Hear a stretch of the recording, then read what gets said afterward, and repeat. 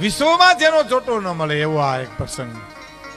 ઉપરકોટના દરવાજા બંધ થયા અને પરમાર રાણી દીદી એમ કહેવાય છે કે અગ્નિકુંડમાં પડ્યા.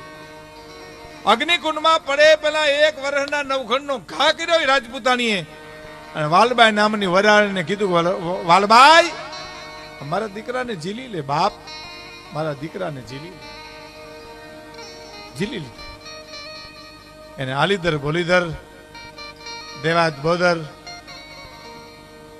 મારો જીભનો માનેલ ભાઈ છે, એને આંગણે પહોંચાડી દે બેન, એને આંગણે પહોંચાડી દે. વિચાર તો કરો, જે વાતની ઉપર વર્ષોના વાળા વાઈ ગયા એ આજ વાત હું અને તમે ગમે ત્યારે કરીએ વાગોડીએ તો રૂવાડા ઉભા થઈ જાય એવો આ પ્રસંગ.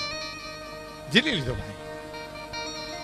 સુંડલાની માલિપા પોઢાડી માથે હુંડલો ઢાંકી અને એ વાલબાઈ વડારણ ઉપરકોટના દરવાજા બહાર નીકળે જ્યારે સવાર પડે એ વખતનો એક રખેહર ભીમડો જેનું નામ એ હામો મળ્યો.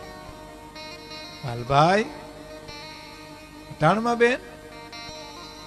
હા ભાઈ. ભીમડા એક કામ કરીશ મારું? બોલ બેન શું કામ કરું? ભીમડા તને તો એમ છે ને કે આ વાલબાઈ ઉપર ખાલી હુંડલો છે. તો હા બેન હુંડલો છે ને, કદાચ તું કઈક વાહિતું કે અથવા તો કચરો લઈ નાખવા જાતીશ. નહીં ભીમડા, ખાલી હુંડલો નથી, હુંડલામાં તો રાનો વંશ છે, રાની જ્યોત છે અને મારે ઠેઠ નાઘેરમાં પુગાડવો છે. બાપ તું મને મદદ કરીશ તો હું કામ પાર પાડી શકીશ. અને એ વખતના રખેહર ભીમડાએ હાવાણાનો ઘા કરી અને એટલું કીધું, લાઈ બેન હુંડલો મારી માથે લઈ લઉં,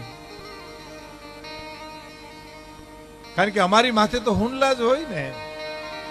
સોલંકીઓને ચોકીઓ મુકાઈ ગઈ છે, જડતી કદાચ લે વાલબાઈ કે તો મારા પ્રાણ નીકળી જાય તો મને વાંધો નથી, પણ રાની જ્યોત ઓલાઈ જાય. ભીમડા હુંડલો તારી માથે લઈ જાય અને જે મોર પુગે નાઘેરમાં ઈ રાહ જુએ.